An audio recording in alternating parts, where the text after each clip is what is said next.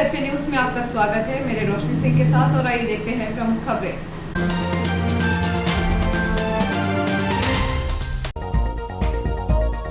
आग बुझाने टैंकर में इंजन लगाकर मेहरा गांव पंचायत ने बनाई मिनी फायर ब्रिगेड। बढ़ते हार्ट अटैक पर आईएमए ने हृदय रोग एवं बाईपास सर्जरी पर की चर्चा। 45 दिन से अधिक हुआ समय, नहीं शुरू हो पाया नदी पर पुल का निर्माण कार्य। मेहरा गांव नदी पर पुल बनाने रेलवे ने लिया था 45 दिनों का ब्लॉक, आवागमन के लिए परेशान हो रहे रेलकर्मी।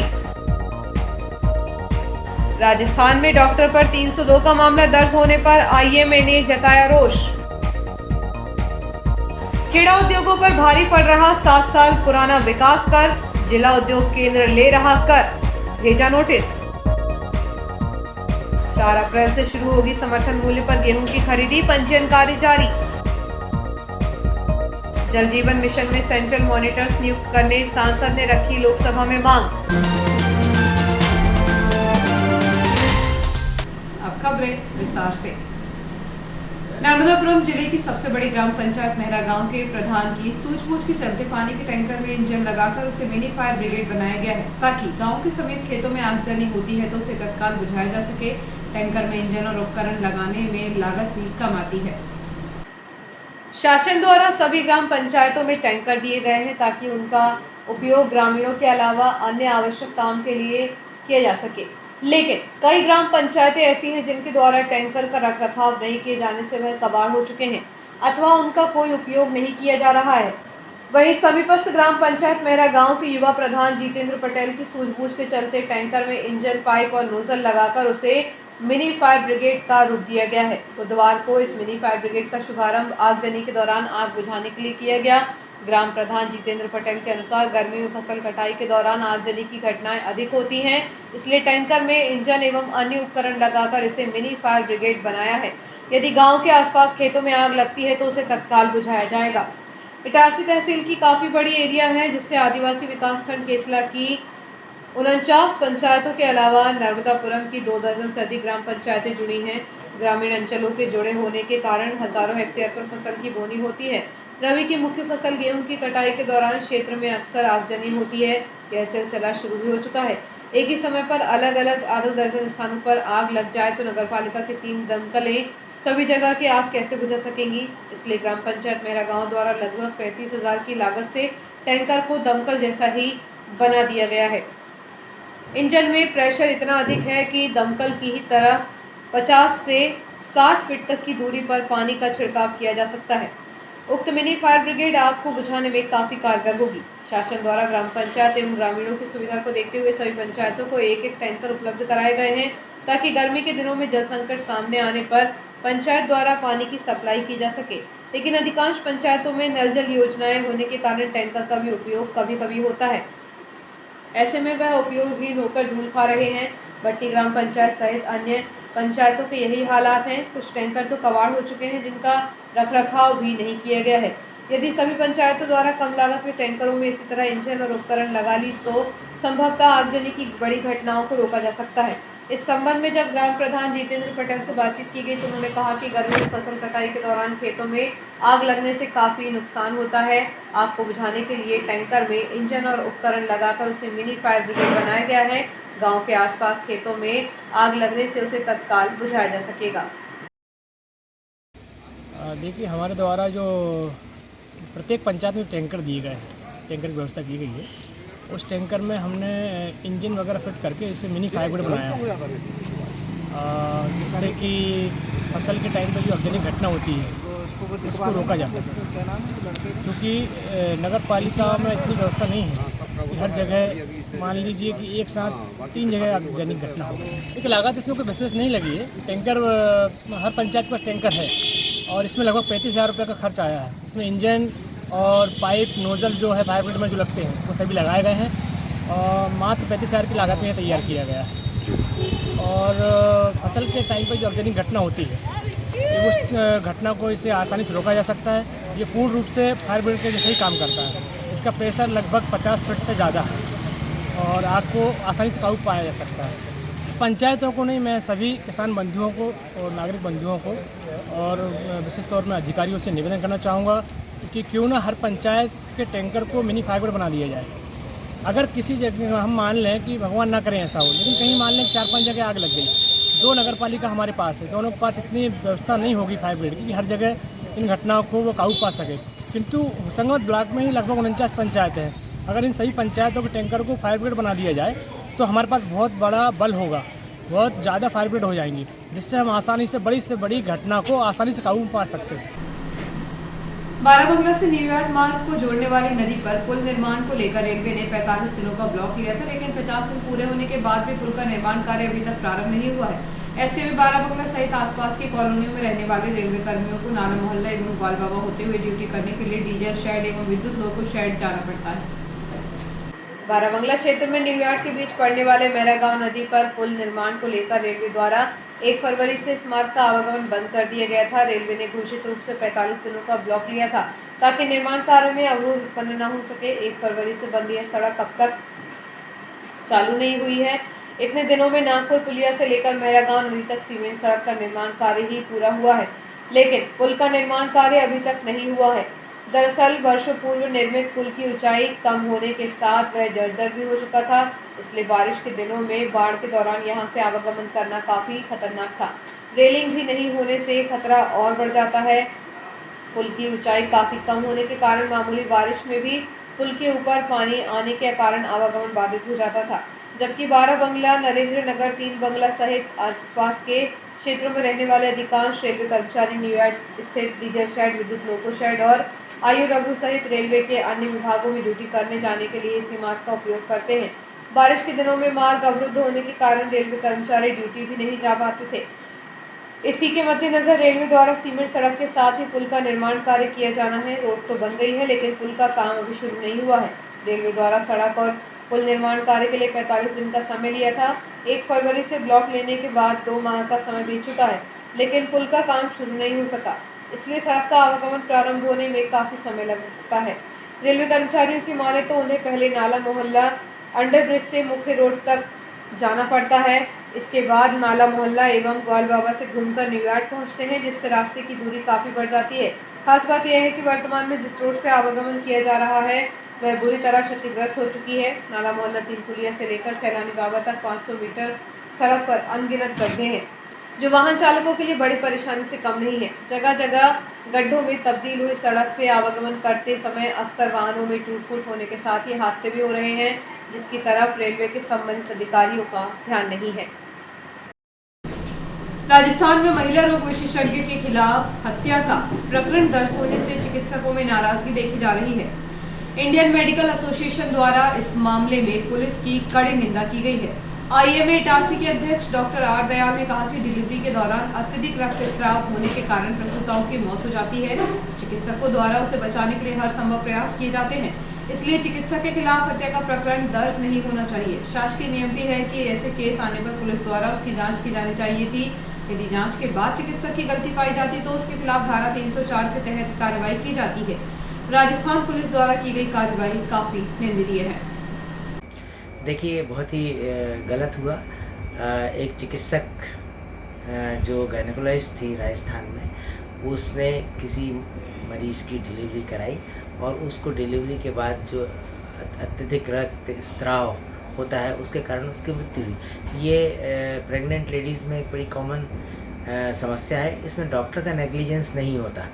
डॉक्टर के भरसक प्रयास के बावजूद भी अनेकों बार मरीज़ को बचाना मुश्किल हो जाता है। ऐसी स्थिति में डॉक्टर पे 302 का आरोप लगा देना पुलिस के द्वारा बिना किसी जांच के बहुत ही एक निंदनीय कार्य है और हम IMA इटारसी भी इसकी भर्त्सना करता है।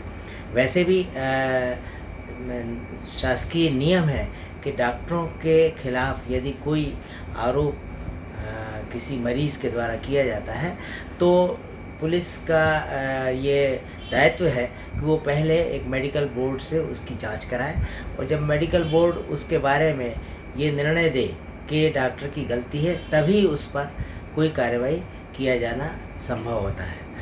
ऐसा राजस्थान में नहीं किया गया और सीधे उसके खिलाफ 302 का आरोप लगा दिया गया, जबकि डॉक्टर के खिलाफ 302 का आरोप नहीं लगाया जाता है। नेग्लिजेंस में 304 का ए का सेक्शन लागू की जाती है। कोई डॉक्टर जानबूझ के मर्डर थोड़ी करता है। तो ये बड़ी गलत किया गया और इसकी हम सब भर्त्सना करते हैं और शासन को इसमें विशेष रूप से जिन लोगों ने ये गड़बड़ की है उनके खिलाफ कार्रवाई करनी चाहिए। खेड़ा उद्योग क्षेत्र के लघु मझोले उद्योगों पर 7 साल पुराना विकास कर भारी पड़ रहा है। मध्य प्रदेश शासन ने इसे पुनः वसूलने को कहा है, जिसके बाद जिला उद्योग केंद्र ने पुनः नोटिस थमा दिया है। खेड़ा औद्योगिक संगठन ने इसका विरोध किया है। इस संबंध में उद्योगपति राहत दिलाने मुख्यमंत्री से बात करेंगे।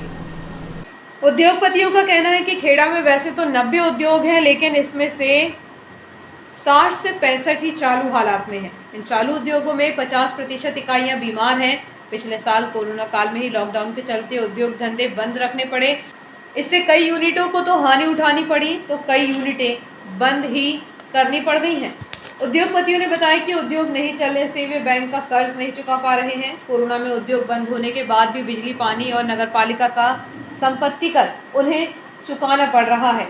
ऊपर से डीआईसी ने अब 2015 से 2021 तक 7 साल का विकास कर वसूलने नोटिस भेज दिया है। बताया जाता है कि एक उद्योग पर लगभग 10 से 15 हज़ार रुपए की चपत लगाई जा रही है। न्यूनतम विकास कर 5,000 रुपये उद्योग की क्षमता अनुसार वसूला जाएगा।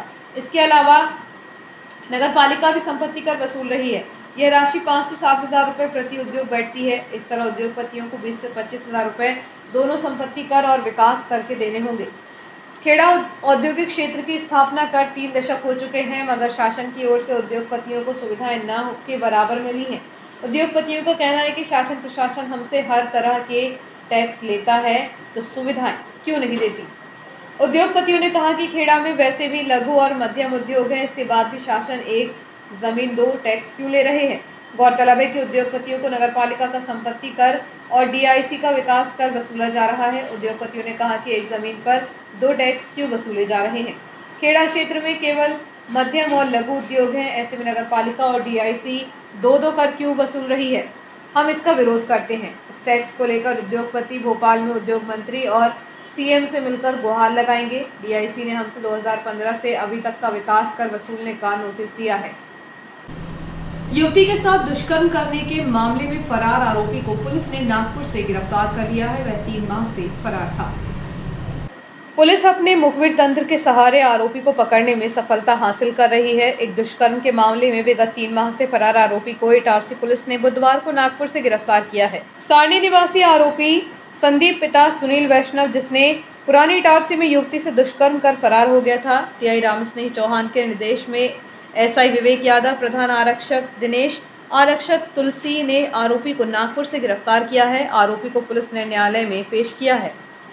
इंडियन मेडिकल एसोसिएशन के इटारसी शाखा द्वारा विगत दिनों प्लैटिनम रिजॉर्ट में CME का आयोजन किया गया। इस दौरान भोपाल के कार्डियोलॉजिस्ट डॉक्टर सुब्रतो मंडल, ओवंती हॉस्पिटल एवं हार्ट केयर द्वारा हृदय रोग एवं बाईपास से संबंधित विषय पर चर्चा की गई। इस अवसर पर आईएमए के अध्यक्ष डॉक्टर रामेश्वर दयाल द्वारा अपने विचार प्रस्तुत किए गए। मंच संचालन डॉक्टर रविंद्र गुप्ता द्वारा किया गया।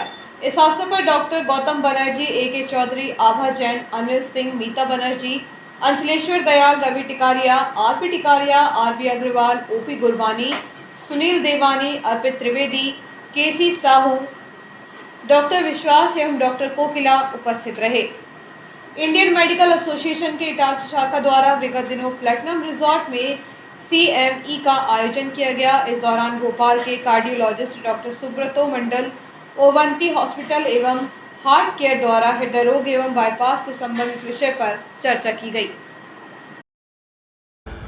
इंडियन मेडिकल एसोसिएशन इटारसी की जो ब्रांच है वो डॉक्टरों के कौशल उन्नयन के लिए हमेशा एजुकेशनल प्रोग्राम्स करती रहती है।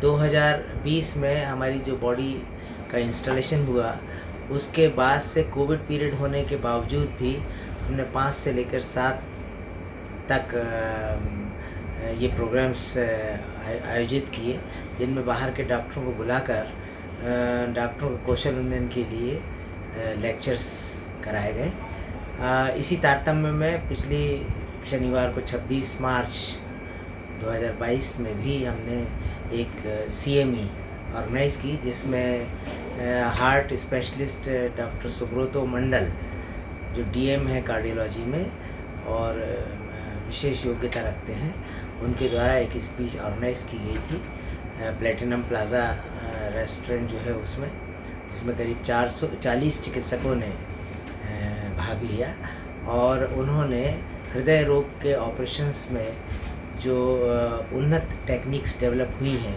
उसके बारे में जानकारी दी। इसके अलावा भी हमारी IIMA जो है अन्य प्रोग्राम्स भी जैसे सोशल कैंप्स आदि ऑर्गेनाइज़ करती है। इसी तात्पर्य में हमने एक हार्ट डिजीज़ के मरीजों का कैंप भी ऑर्गेनाइज़ किया था। वक्त है छोटी सी ब्रेक का, बने रहिए जियो हेल्थ न्यूज़ के साथ।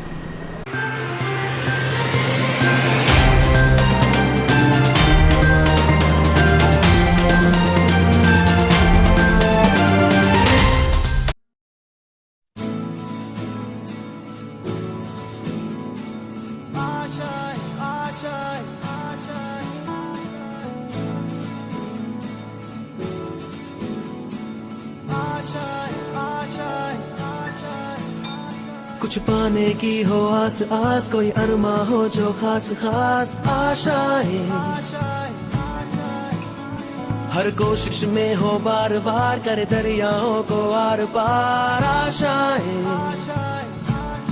तूफानों को चीर के मंजिलों को छीन ले, आशाएं ले दिल की, उम्मीदें हंसे दिल की, अब मुश्किल नहीं कुछ भी, नहीं कुछ भी, आशाएं ले दिल की, उम्मीदें हंसे दिल की, अब मुश्किल नहीं कुछ भी, कुछ पाने की हो आस आस, कोई अरमा हो जो खास खास आशाएं, हर कोशिश में हो बार बार, करे दरियाओं को आर पार आशाएं, तूफानों को चीर के मंजिलों को।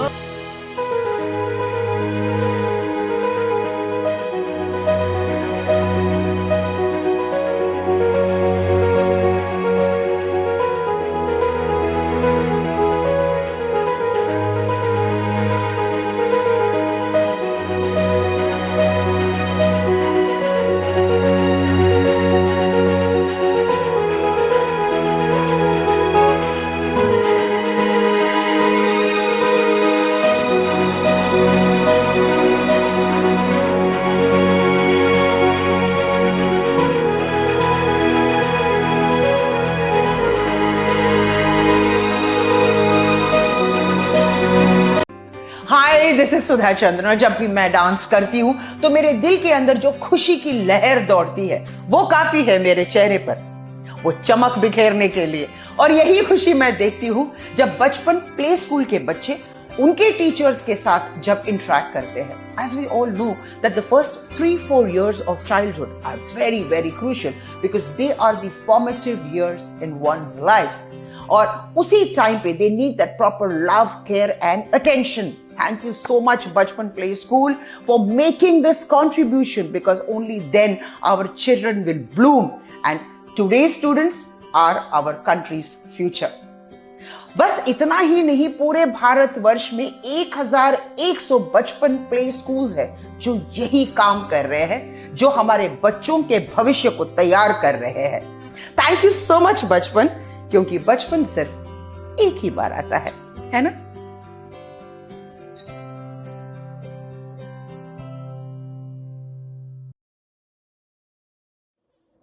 जिंदगी में किसी भी रास्ते पर चलने से पहले उस रास्ते की जानकारी और सच्चाई दोनों से वाकिफ होना हमें बहुत जरूरी है। नमस्कार साथियों, मैं Manju Thakur, centre head Noble computer services Itarsi. Student के टैली को लेकर बहुत से प्रश्न होते हैं, जैसे टैली कहाँ से करें या टैली के बारे में और भी जानकारी, या फिर उसके बाद जॉब।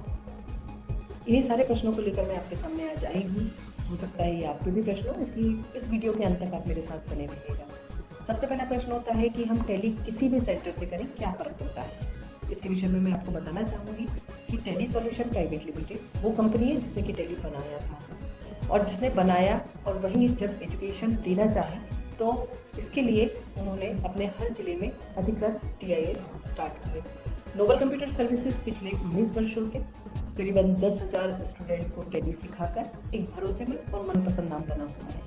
तो जब आपके शहर में अधिकृत टेली सेंटर है तो फिर कहीं आप एजुकेशन लेने और क्यों जाओगे? क्योंकि आप टेली के लिए एकदम नए होते हैं, तो जिस सॉफ्टवेयर पे आप प्रैक्टिस कर रहे होते हैं तो आपको नहीं पता होता है कि असली है नकली है। मैं बात कर रही हूँ लाइसेंस वर्जन या लाइसेंस सॉफ्टवेयर और पायरेटेड सॉफ्टवेयर की। इन दोनों में फीचर्स की बात करूँ तो करीबन 30 से 40% का अंतर होता है, जो कि स्टूडेंट समझ नहीं पाता है। इसके अलावा बहुत से सेंटर ऐसे होते हैं जो कि एजुकेशन वर्जन पर टेली की प्रैक्टिस कराते हैं। इन्हीं दोनों चीज़ों से बचने के लिए आपको अधिकृत सेंटर पर आना चाहिए, जहाँ पर कि लाइसेंस वर्जन पर इन्वेंट्री और अकाउंटिंग के सारे फीचर्स प्रॉपर वर्क करते हैं, जो कि अब आपको सीखना है। अधिकृत सेंटर से ऑनलाइन एग्जाम पास करने के बाद स्टूडेंट को वेरीफाइबल सर्टिफिकेट मिलता है।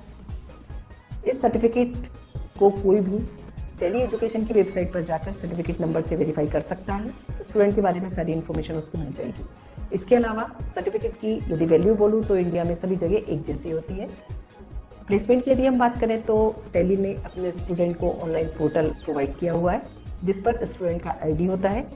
यह ID टेली करने के बाद भी, स्टूडेंट के सेंटर से जाने के बाद भी एक्टिव होता है। इसी पोर्टल से स्टूडेंट को जॉब के ऑफर्स आने वाले हैं, और इसी पोर्टल पर स्टूडेंट के लिए अपडेट्स होंगे, मॉक टेस्ट होंगे और लाइब्रेरी की सुविधा भी होगी। इंडस्ट्री प्रिफर्ड करिकुलम, ये पहचान है अधिकृत सेंटर की, जिसके अंतर्गत कंटेंट या बुक बोले और वर्कबुक स्टूडेंट को देते हैं। अपडेट वर्जन पर ट्रेन फैकल्टी के बीच वर्कबुक से रेगुलर स्टूडेंट प्रैक्टिस करते हैं। टीचिंग मेथड की बात करूं तो 70% स्टूडेंट को प्रैक्टिकल और 30% थ्योरी पे ज़्यादा ध्यान दिया जाता है। यदि मैं जॉब की बात करूं तो हर साल इंडिया में करीबन 13 लाख जॉब MSMEs में जनरेट होती है, और जिनमें से हर 7वीं जॉब टेली अकाउंट्स और फाइनेंस के लिए होती है। इसके अलावा टेली ने अकाउंट्स के क्षेत्र में मार्केट का 95% भाग कैप्चर करके रखा है। मतलब कंपनी को टेली ट्रेन चाहिए, मतलब अब जॉब मिलना बहुत ही आसान हो गया है। कोर्स के बारे में यदि मैं बात करूंगी तो हर अधिकृत सेंटर पर बेसिक से लेके एडवांस तक के सारे कोर्स अवेलेबल होते हैं, जिनमें कॉमर्स के स्टूडेंट के साथ साथ अन्य संकाय के स्टूडेंट बहुत आसानी से टेली सीख सकते हैं, क्योंकि वर्कबुक आपके सामने है, ट्रेन फैकल्टी आपके पास है। इसके अलावा मिनिमम क्वालिफिकेशन जो है वो 10th होती है। तो अब आपको समझ में आया होगा कि क्यों हमें सिर्फ और सिर्फ अधिकृत सेंटर से ही टेली करना चाहिए। याद रखिए, आपका सही फैसला, सही चुनाव आपके करियर को एक सही दिशा ही दे सकता है। अपना और अपनों का ध्यान रखें। शुक्रिया।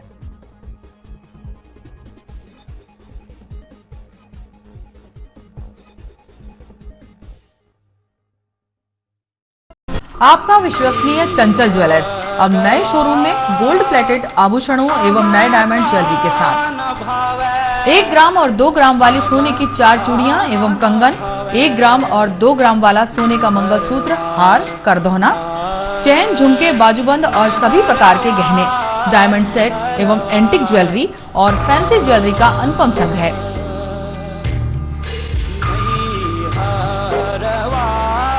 दुल्हन सेट किराए पर उपलब्ध है। 1 ग्राम और 2 ग्राम की हर खरीदी पर निश्चित उपहार पाएं। 1 ग्राम ज्वेलरी मात्र 2,000 रुपए में, 2 ग्राम ज्वेलरी मात्र 4,000 रुपए में, 3 ग्राम ज्वेलरी मात्र 6,000 रुपए में, 4 ग्राम ज्वेलरी 8,000 रुपए में, 5 ग्राम ज्वेलरी मात्र 10,000 रुपए में। हमारा नवीन पता है चंचल jewellers, Guru Nanak complex, Bharat talkies road, Itarsi. Mobile 09893054377। अब साधारण पानी और आम वाटर फिल्टर से अपने स्वास्थ्य को खतरे में न डालें। फ्रेस्को इंट्रोड्यूस करते हैं लेटेस्ट टेक्नोलॉजी पर आधारित क्लीन, क्लियर और pure water solution RO, reverse osmosis water treatment system, साधारण और UV वाटर प्यूरिफायर केवल पानी को पार्टली ही क्लीन कर पाते हैं, जबकि RO रिवर्स ऑस्मोसिस एक जटिल बायोलॉजी प्रक्रिया है जो देती है clean and safe drinking water, जो हैवी सॉल्ट और हानिकारक मिनरल्स को दूर कर पानी का स्वाद बढ़ाते हैं। हाई ब्लड प्रेशर, किडनी में स्टोन, डाइजेशन और गैस्ट्रिक प्रॉब्लम को दूर रखती है। बोरवेल के पानी और साधारण जल प्रदाय के पानी को प्रोसेस कर प्योर क्वालिटी ड्रिंकिंग वाटर बनाती है। इनमें किसी तरह का कोई केमिकल उपयोग नहीं होता। तो अब जल ही जीवन नहीं बल्कि प्योर क्लीन वाटर है तो जीवन है। अधिक जानकारी के लिए संपर्क करें Rajat Mishra, centre point sales, authorised service centre, 9 convent school road, near HP gas agency, Itarsi, 07572404747।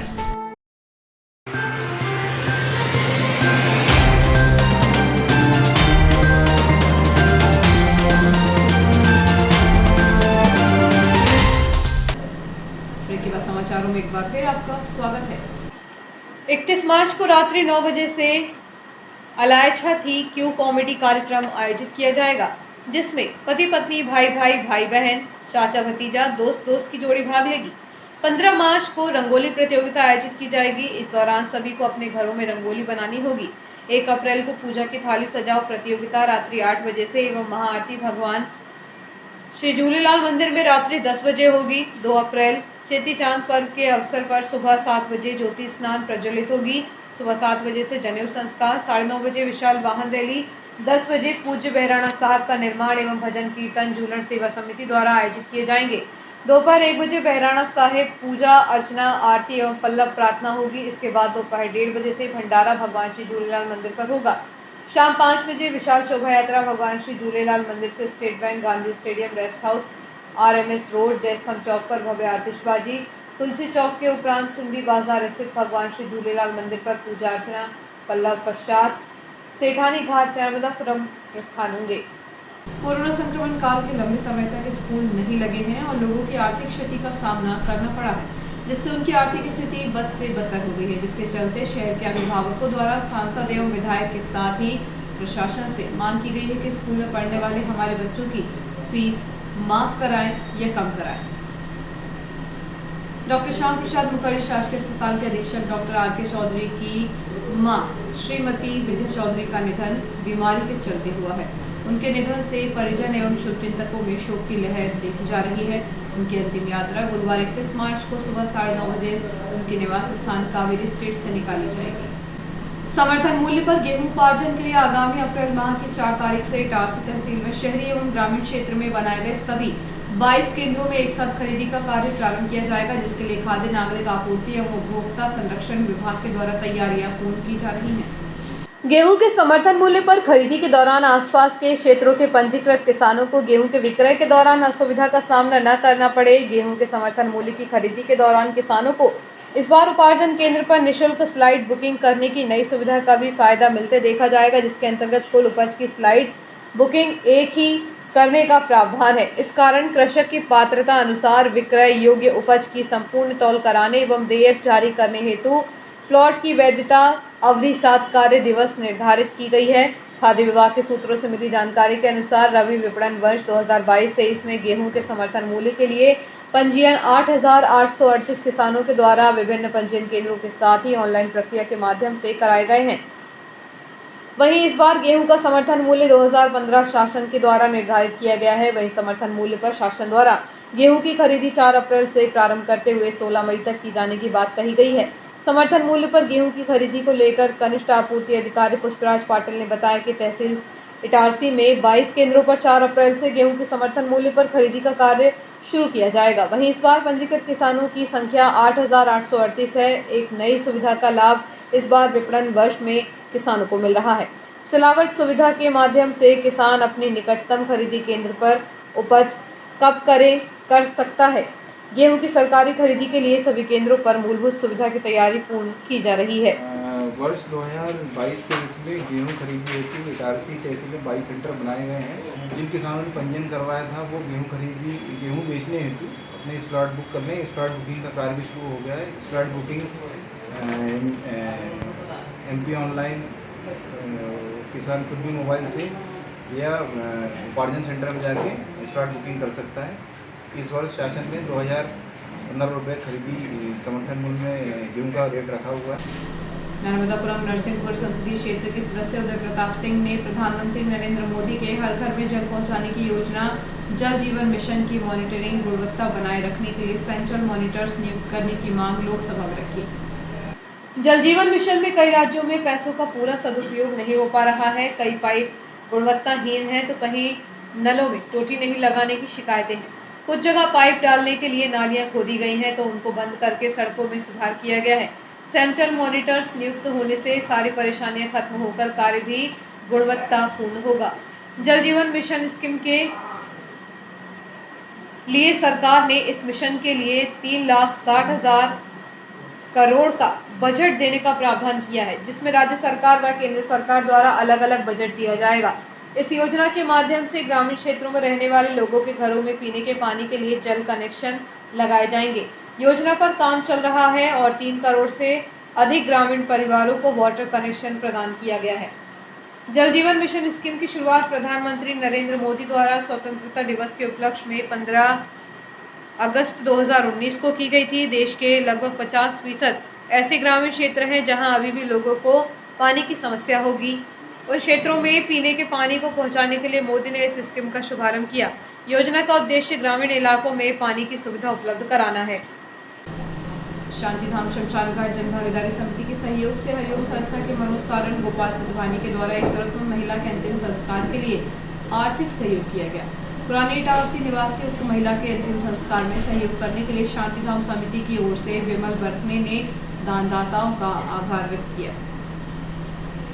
Narmadapuram जिले के खंडवा बीटीआई से सन 1979 में प्रशिक्षण प्राप्त करके निकले शिक्षकों का मिलन समारोह तिलक सिंदूर में आयोजित किया गया। इस दौरान शिवनी मालवा, नर्मदापुरम, माखन नगर, सोहागपुर, पिपरिया एवं बनखेड़ी के शिक्षक शामिल हुए। कार्यक्रम संयोजक राजकुमार दुबे ने बताया कि खंडवा बीटीआई से सन 1979 शिक्षक प्रशिक्षण प्राप्ति के उपरांत शिक्षक 43 वर्ष बाद आपस में मिलने पर भावुक होकर एक दूसरे से गले मिले। इस अवसर पर शिक्षकों ने अपने जीवन के संस्मरण सुनाए। कुछ शिक्षकों ने सुंदर गीतों की प्रस्तुति दी। इस अवसर पर महेंद्र पुरोहित, विष्णु प्रसाद जावरे, मदन मोहन चौरे, राकेश अग्रवाल, प्रीतम सिंह धुर्वे, गया प्रसाद रघुवंशी, बलराम यादव, नाथुराम सराठे, गज्जूलाल काकोड़िया, सुरेश साहू, फूलचंद चौधरी की उपस्थिति रही। कार्यक्रम का संचालन राजकुमार दुबे ने एवं आभार फूलचंद चौधरी ने जताया।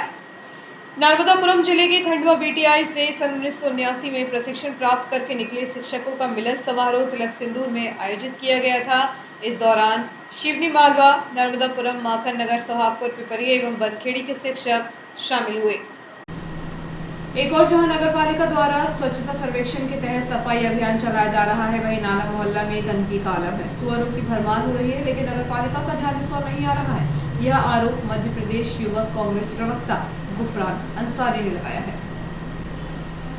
शासकीय महात्मा गांधी स्मृति स्नातकोत्तर महाविद्यालय में आंतरिक गुणवत्ता आश्वासन प्रकोष्ठ की बैठक महाविद्यालय के प्राचार्य डॉक्टर पीके पगारे की अध्यक्षता में संपन्न हुई। इस बैठक में नवगठित IQAC के सदस्यों का परिचय कराया गया तथा विगत बैठक में लिए गए संकल्पों एवं उपलब्धियों पर प्रकाश डाला गया।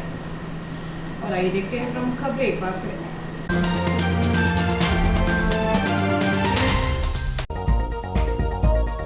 आग बुझाने टैंकर में इंजन लगाकर मेहरा गांव पंचायत ने बनाई मिनी फायर ब्रिगेड।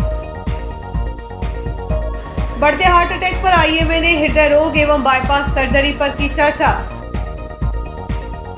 45 दिन से अधिक हुआ समय, नहीं शुरू हो पाया नदी पर पुल का निर्माण कार्य। मेहरा गांव नदी पर पुल बनाने रेलवे ने लिया था 45 दिनों का ब्लॉक। आवागमन के लिए परेशान हो रहे रेलकर्मी। राजस्थान में डॉक्टर पर 302 का मामला दर्ज होने पर IMA ने जताया रोष। खेड़ा उद्योगों पर भारी पड़ रहा 7 साल पुराना विकास कर, जिला उद्योग केंद्र ले रहा कर, भेजा नोटिस। 4 अप्रैल से शुरू होगी समर्थन मूल्य पर गेहूं की खरीदी, पंजीयन कार्य जारी। जल जीवन मिशन में सेंट्रल मॉनिटर्स नियुक्त करने सांसद ने रखी लोकसभा में मांग। बुलेटिन में इतना ही। आगे दीजिए। नमस्कार।